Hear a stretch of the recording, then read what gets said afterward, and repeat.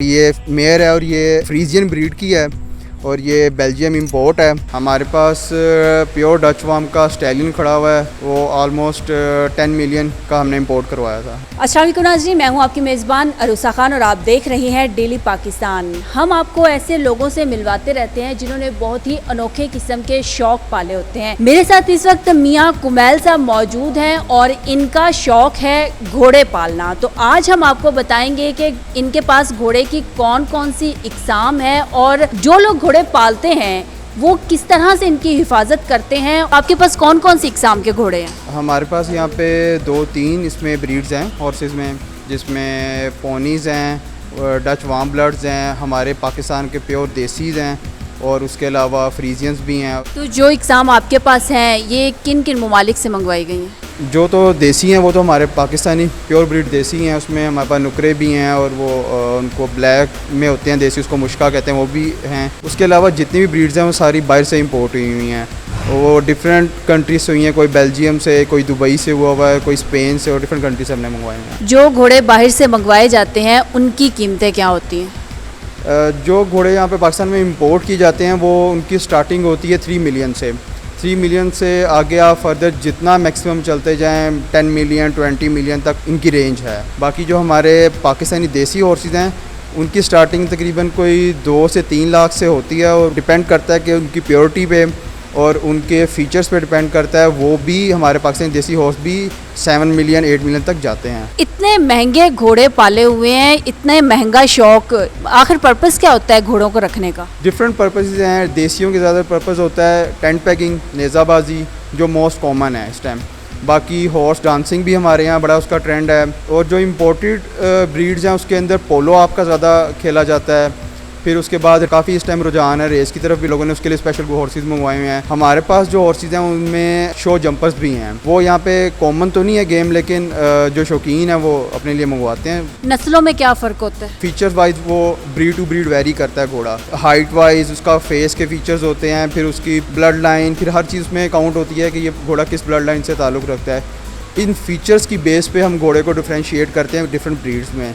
अब इंपोर्टेड में हमारे पास डच वार्म है, इनकी हाइट ज़्यादा होती है, ये वर्किंग क्लास भी है और बॉडी वेट भी ज़्यादा है इनका। इसको आप कंपेयर करें अगर हमारे देसी के साथ, तो देसी की हाइट इनसे काफ़ी कम होती है और बॉडी वेट भी आलमोस्ट आप कह लें हाफ होता है इससे। इनके खाने में फ़र्क होता है जो बाहर से मंगवाए गए हैं और जो पाकिस्तान की देसी ब्रीड है उनकी? हमारे फार्म पे यहाँ पे जो खुराक इंपोर्टेड हॉर्सेस को दी जाती है एग्जैक्टली वही देसी को भी दी जाती है, क्योंकि हम इंपोर्टेड हॉर्सेस को काफ़ी एक्सपेंसिव और न्यूट्रिशनल फूड की तरफ लेके जाते हैं, क्योंकि इनकी जो रिक्वायरमेंट है, बॉडी रिक्वायरमेंट है, उसके हिसाब से देते हैं। तो देसी को भी हम उसके हिसाब से ही अपनी तरफ से अच्छी और अच्छी क्वालिटी की फूड देते हैं। इस वक्त कौन सा घोड़ा है जिसकी सबसे ज़्यादा कीमत है? हमारे पास प्योर डच वार्म का स्टैलियन खड़ा हुआ है, वो ऑलमोस्ट 10 मिलियन का हमने इंपोर्ट करवाया था। इनकी उम्रें कितनी होती हैं? एवरेज एज जो है घोड़े की वो 25 इयर्स होती है। ब्रीडिंग एज जो जिसमें अच्छी कंडीशन में ब्रीड कर जाती है एक मेयर, वो 17 इयर्स 18 इयर्स मैक्सिमम होती है।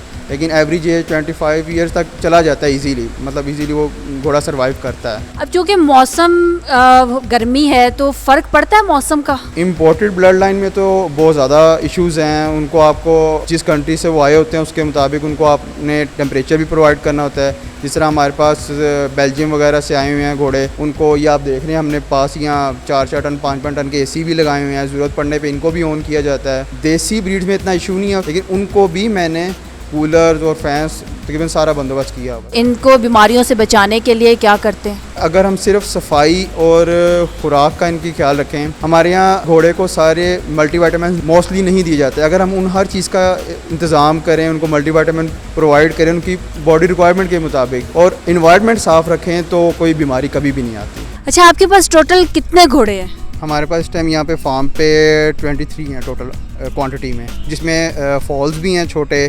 तो कितने घोड़े और कितने घोड़ियाँ? हमारे पास एडल्ट में यहाँ पे एक ही स्टड मेल है और स्टैलियन है, और उसके अलावा बाकी जितनी भी हैं वो ऑलमोस्ट सारी मेयर्स ही हैं। ये मेयर है और ये फ्रीजियन ब्रीड की है और ये बेल्जियम इंपोर्ट है। तकरीबन इसकी एज है ये 5 to 6 ईयर 5.5 ईयर्स है इस टाइम। खूबसूरती के लिहाज से भी और शो जंपिंग के लिहाज से भी अच्छी घोड़ी है। आप लोगों के पास जो पोनी घोड़े हैं वो भी राइडिंग के हैं? हमारे पास जो पोनीज़ हैं वो वैलिश पोनीज़ हैं, वो पाकिस्तान में सिर्फ हमारे पास हैं। वैलिश पोनीज़ बेसिकली प्रॉपर जो पोनी होता है वो वैलिश पोनी ही होता है, जो राइडिंग के लिए भी यूज़ कर सकते हैं आप लोग। अच्छा, ये घोड़ा कौन सा है? ये बेसिकली ये भी इम्पोर्टेड हॉर्सेस में से पार्ट ब्रीड का है। इसी में इसी तरह के हमारे पास फ्रीजियंस भी पड़े हुए हैं। और ये बेसिकली ये जो मेयर है ये शो जंपिंग पे भी ट्रेंड है प्रॉपर। इसके पाँव जो है वो जो यहाँ के घोड़े होते हैं या जो मुख्तलिफ घोड़े होते हैं उनसे डिफरेंट है?